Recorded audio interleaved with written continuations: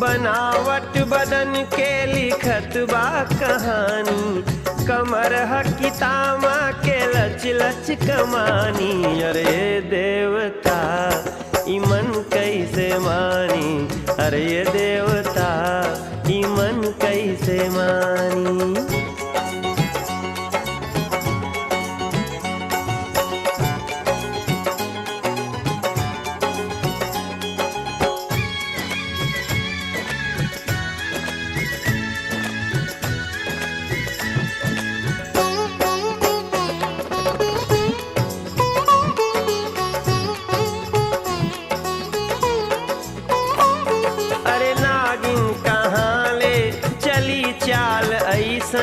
जवानी तो हर बाटे बस तोहरे जैसा।